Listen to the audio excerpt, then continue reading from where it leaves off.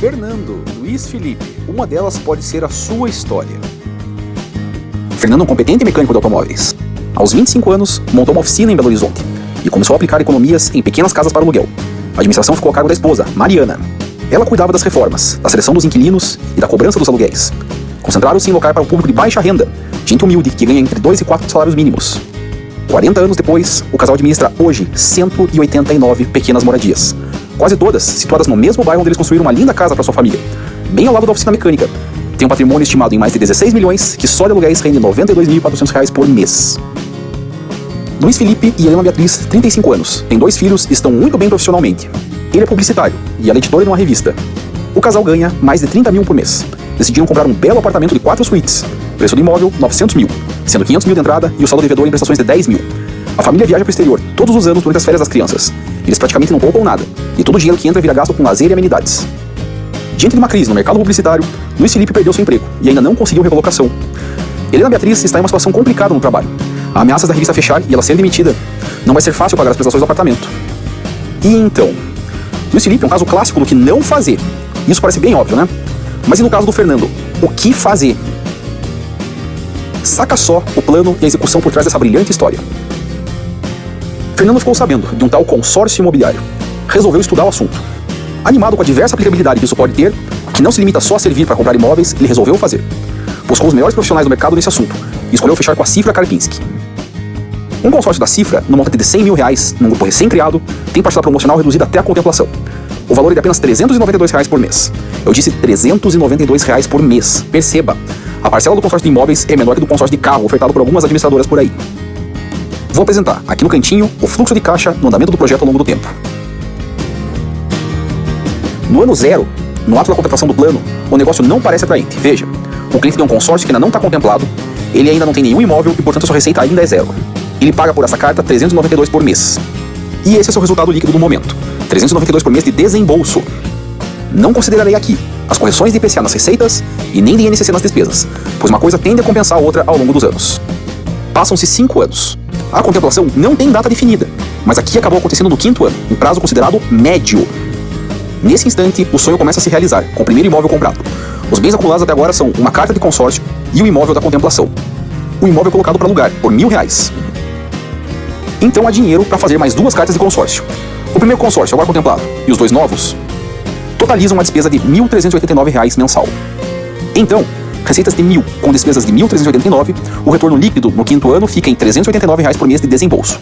Perceba que praticamente não houve diferença em relação ao que já vinha acontecendo, pois no período anterior eram 392.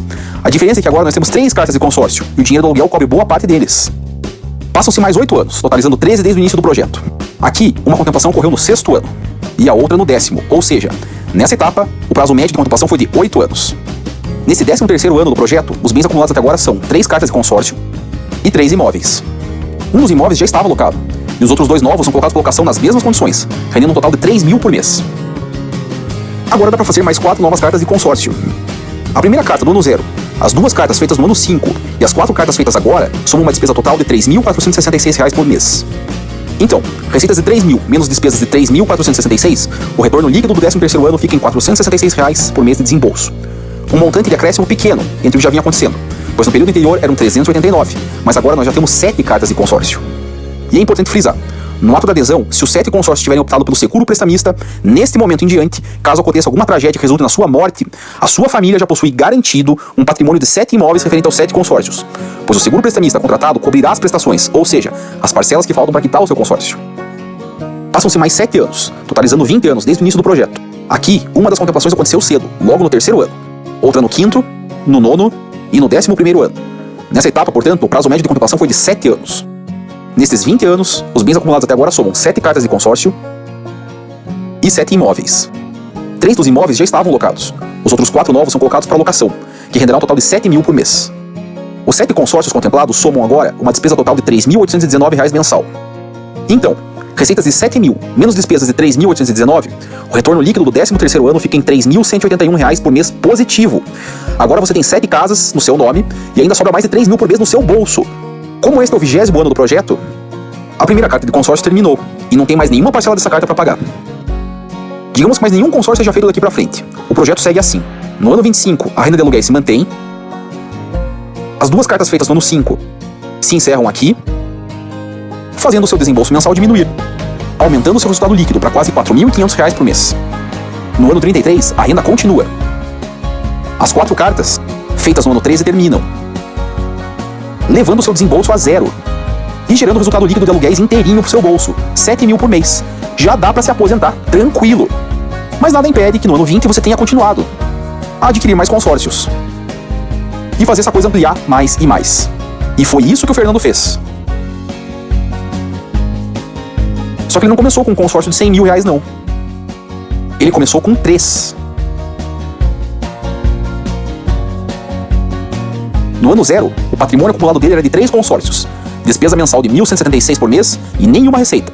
Fernando ficava preocupado, pois o trabalho de mecânico tinha que bancar essa parcela de R$ 1.200 e ainda sustentar a família. Mas no ano 5, ele já acumulava 3 casas. No ano 13, mais 6 casas. No ano 20, mais 12. No ano 25, mais 24. No ano 33, mais 48. E no ano 40, mais 96. Totalizando um incrível patrimônio de 189 imóveis populares entre residências e lojas comerciais. Matemática simples: 189 imóveis de patrimônio. Considerado 70% de ocupação e alguns enroscos com potenciais inquilinos inadimplentes, considere 182 imóveis efetivamente locados. Como alguns imóveis já são mais antigos, considere um aluguel médio de R$ 700, sendo valores mais altos para os mais novos e valores mais baixos para os mais antigos. 132 vezes 700 dá R$ 92.400 por mês. Receita gerada por um patrimônio acumulado de mais de R$ 16 milhões em imóveis. E como que isso começa? Com o consórcio.